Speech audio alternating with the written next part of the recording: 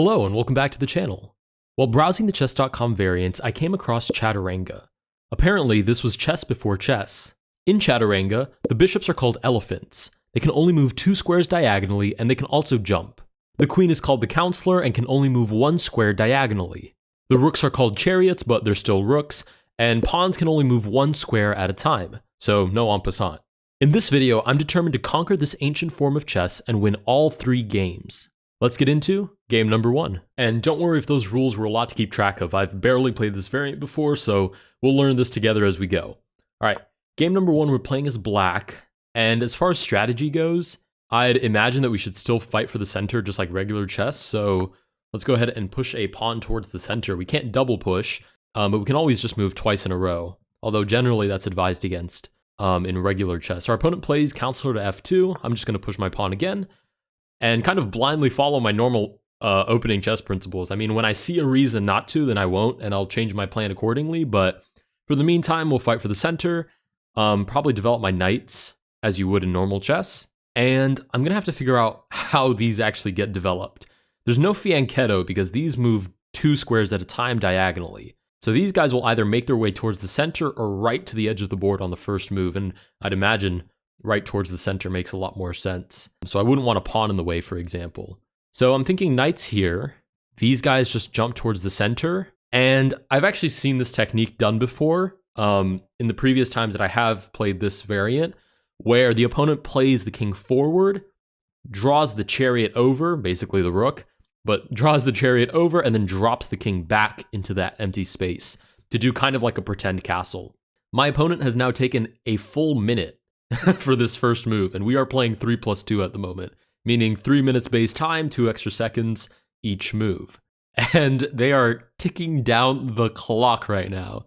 I think my opening was just too powerful. I mean, look at the stance that pawn took in the middle of the board. Okay, now it says my opponent has disconnected. Now, I've got to start thinking about this concretely. Does this count as a win? Or is this just winning by abandonment? Because I'm pretty sure in chess variants, you still get points, even if it's because your opponent abandoned the game. All right, I guess we win, and we did get the rating points, so I'll count that as game number 1 of 3. Let's go ahead and move on to game number 2. All right, game number 2, let's rock. Oh, we get black again. That's not really fair. But okay, sure. We'll just go with the same strategy. Oh, look, our opponent had the same idea. We'll fight for the center, knights where we said previously, get the elephant out, and then kind of drop kick the king into the corner, and pretend that we can call that castling. Okay, we do get d4. Let's meet it with d5. Nice. This is almost starting to resemble normal chess for a moment. Okay, knight to c3 hits the pawn, so knight to f6 defends the pawn. I'm assuming we'll get knight to f3 here. He might actually have the exact same idea that we have, because that's our idea. Knight c6, get the elephant out, castle. Well, not castle, but you get my point. We'll play knight to c6, and I just have to be careful, because I know that my biggest weakness is that I'm going to eventually think of this elephant as a bishop, or think of the counselor as a queen, and the pattern recognition that so helps me in bullet games, blitz games, and tournaments is going to be my biggest weakness in this chess variant, because if I think of this for a moment as a bishop, or think of this as a queen for even a second, that's enough for me to have some train of thought that is completely misinformed. All right, we get the elephant off to the side of the board, I'm assuming coming here to the center, but I'm not really sure what it threatens there. This? That's protected. And that's also protected by the chariot. So I'm going to continue as I was, developing my elephant to the center. And I guess the plan is still this. It just seems too concrete to pass up on. So, it's so scary to move your king into the center because it doesn't feel necessary. It's like, oh no, I can hang on here without my rooks connected, or rather my chariot's connected, but I have to follow my instinct. My instinct says try to play this like normal chess, even if it looks a little bit weird. There's a reason that those chess principles are the way they are. Okay, with the counselor on d2, I was just going to say this was an interesting idea, but we get f3, so I can't even consider it anymore. I'm assuming what he's looking for is e4 to break open the center now that my king is there, although that's not really a threat because this counselor isn't actually looking down. The counselor only moves 1 square diagonally in every direction, so it's not actually a threat. e4, actually, I would have to take, and then there's d5. which is a little bit scary. But I imagine with rook to d8 and dropping the king back, I have some kind of counterplay. Because the rook would be looking down that newly opened file. Okay, drop the king back, and nice, we've castled. That's a victory in itself, in my opinion. Now I just have to be on the lookout for tricky tactics, because I'm sure there's new kinds of tactics that exist with these two pieces that I've never seen before. Even if they're rooted in, you know, pins, forks, and skewers, I'm sure there will be some nuance to it. So, okay, king here. Let's play my first check. I see check and I play it, because you never know when it's going to be checkmate. Well, hopefully you do know, but we get check, and I guess I should also be trying to fight for the center. The king runs back, which is a good sign. I think he regrets his decision. We'll develop the other elephant now as well, and maybe we can play it here and target the counselor. That's the other thing. I have no idea what these pieces are actually worth. Okay, that's not threatening anything, so I'll continue with my plan. I was going to say I have no idea what these pieces are worth. Well, not all of them.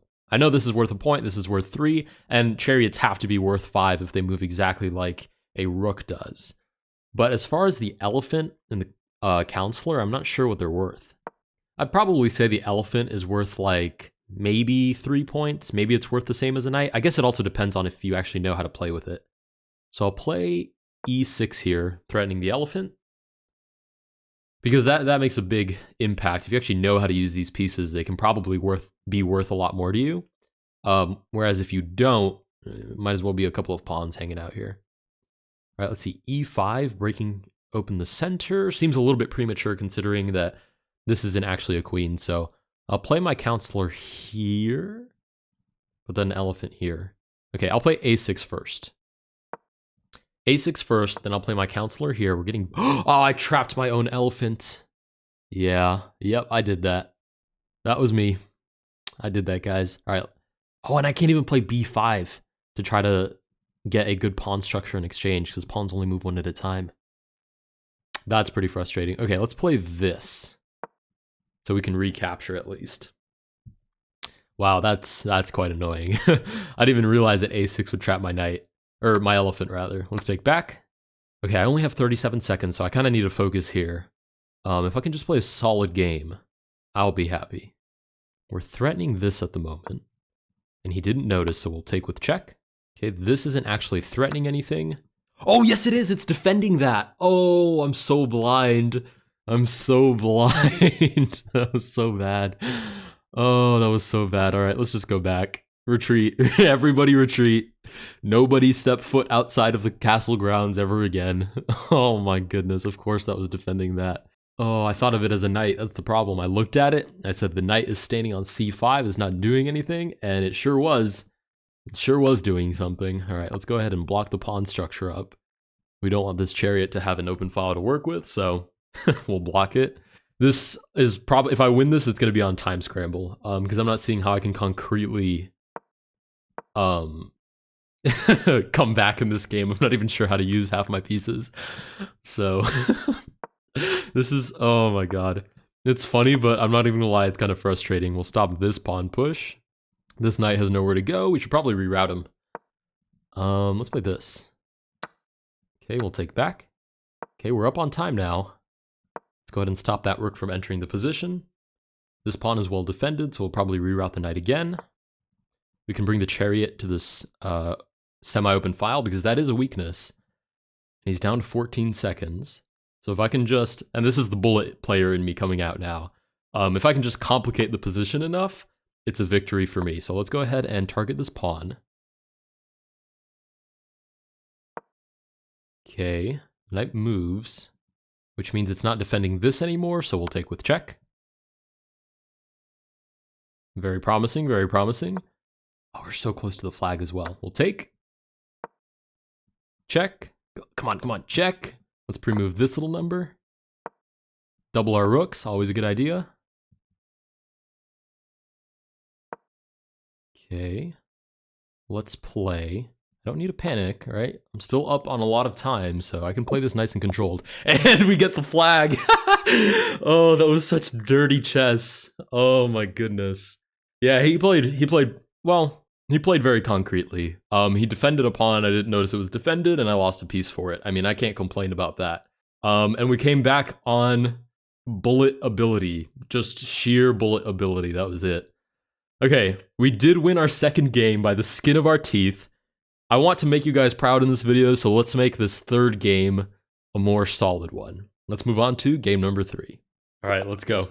Let's go. We got this one. Do we just get black pieces again? Have I played a single one with the white pieces? We're gonna go with our same plan as last time. I'm not really sure what the idea of this is. There's no fianchettoing, so can't imagine it's worth all that much. But we're gonna go with the same plan. Fight for the center, develop the knights, and what I'm gonna do differently is I'm not gonna overextend my elephants, because if I overextend pieces that I barely know how to work with, I mean, I'm just setting myself up for failure. Like I trapped my own elephant last time. And also, I can't trust my intuition.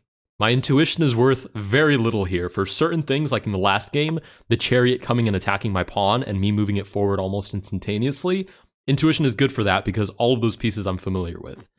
But besides that, you know, a suspicious piece is moved, I have to think about it. I have to think about why did he move the suspicious piece? Aha, suspicious piece. Why did he move it? Okay, can't be for much because it can't reach that far anyways. I will move my own suspicious piece now. Ah, suspicious piece moved. Still not doing anything. Just kind of waddling around as far as I can tell. So, go ahead and castle. Well, you know, 3-step process castle. Aha, suspicious piece. It could move here and threaten these two. But not a concern. Not a concern. We'll drop back in castle. I'm eyeing these suspicious pieces. They're not getting away from me this time. You're not going to move a suspicious piece and not have me notice. I'm going to notice. And you can see I'm getting a little more comfortable with my opening. And I don't know, some of you guys might actually play this variant unironically, and be looking at this, you know, crying, panicking, unsure what is happening on the board, but I feel pretty confident in this. I feel like it looks all right. I don't know about this, but, you know, we'll put him back in a sec. Okay, my opponent must be calculating every combination possible on the board because he is munching away at his clock right now. You gotta be kidding me. You've gotta be kidding me. That was like my best game so far. I was actually watching the suspicious pieces. I was actually castling, developed towards the center. All right, that technically is our third game out of 3, and we have technically won all of them, right? But in my heart of hearts, I didn't really feel like I accomplished anything. So for the sake of the video, let's play one more game and see if we can get a real opponent this time. All right, let's go. Let's go. I think this person might actually play as well. Let's do this. We're developing towards the center. We are quote-unquote castling, and we are keeping a sharp eye on suspicious pieces. All right, let's go. Let's go. Same opening as last time, and I'm feeling pretty good. He just commented, I think I watch your video, so shout out Che.13, not sure how to pronounce your name, but thanks for watching, dude. The chat isn't visible to the viewers, but that's quite funny. I appreciate you.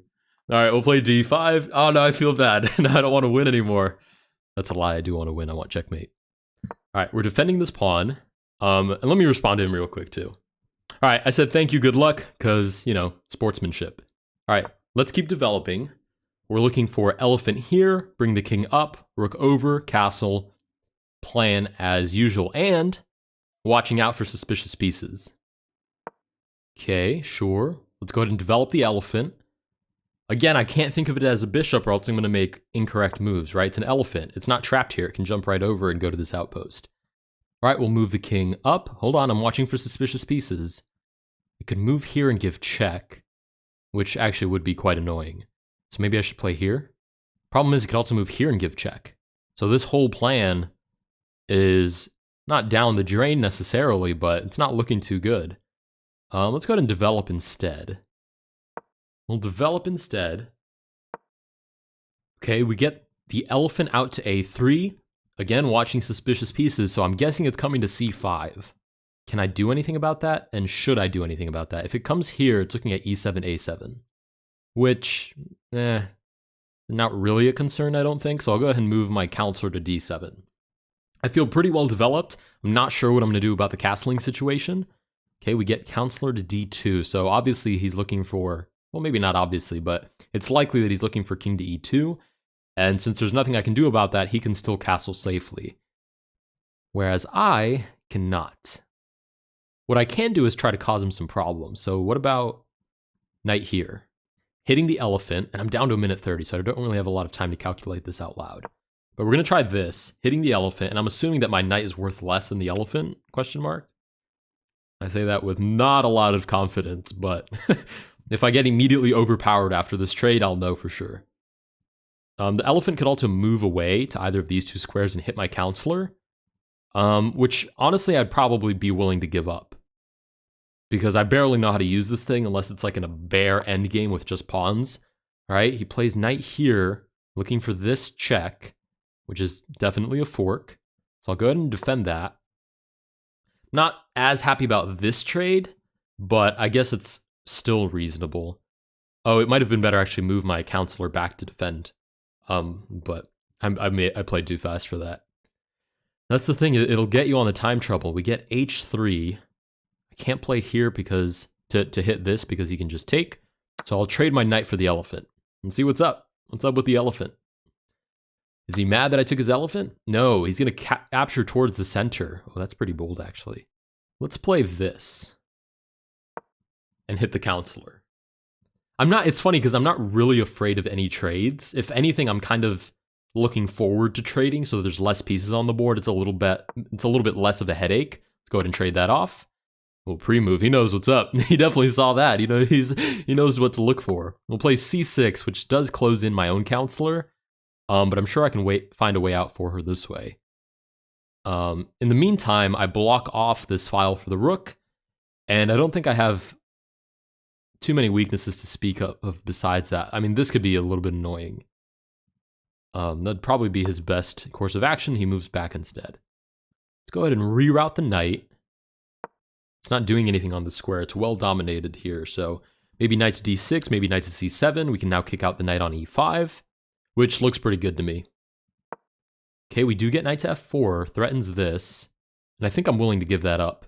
So let's play knight to c7. If takes, takes, and now I can play this because if takes, I just take back. So this won't be hanging.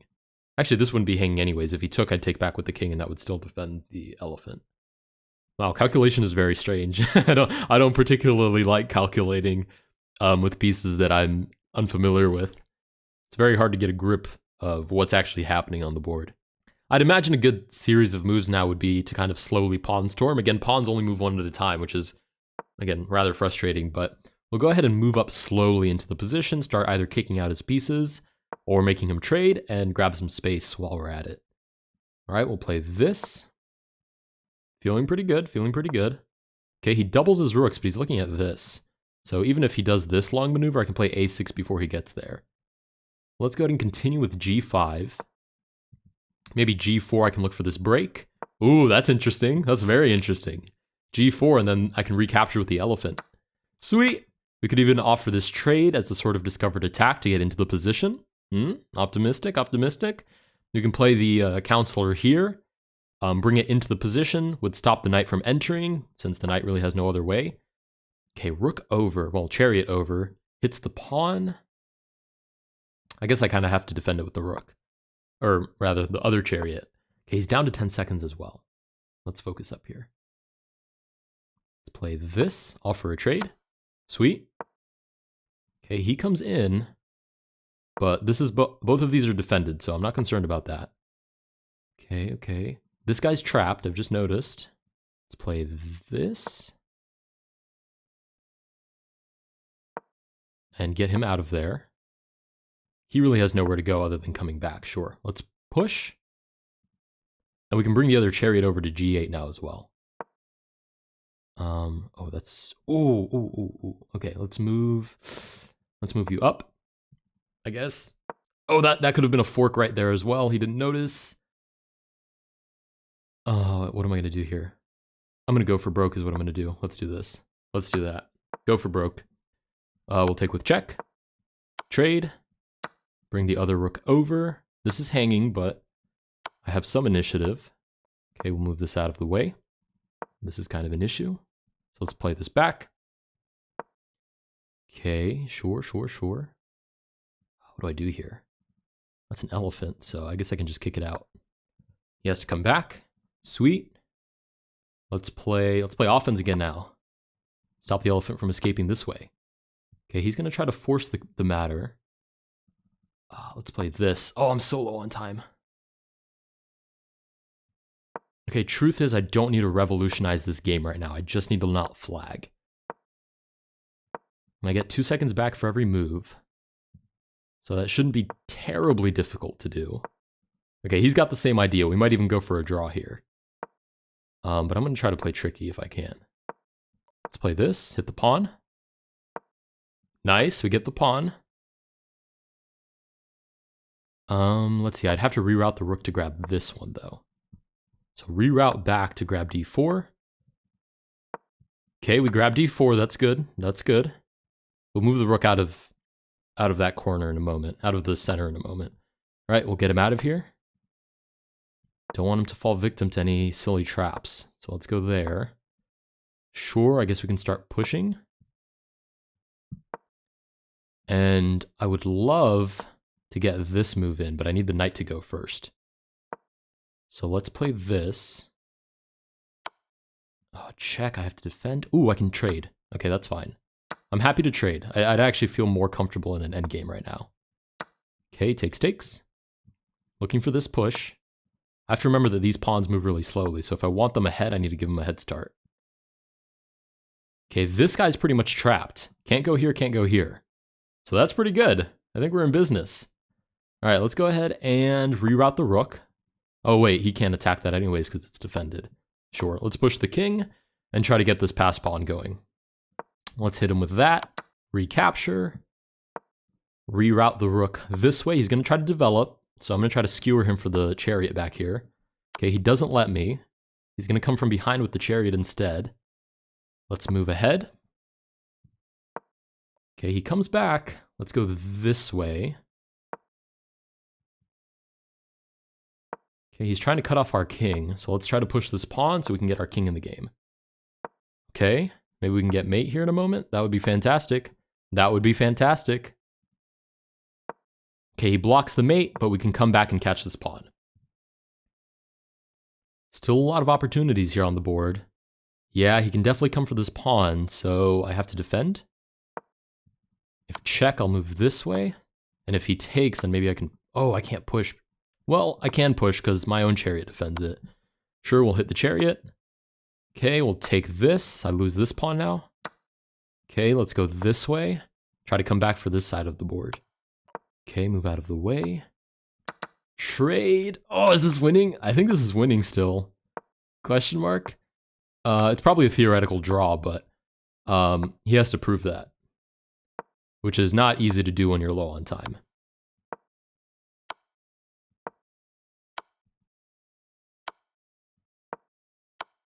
Hello. Oh no. Oh, he's gonna prove it. He's gonna prove it just fine.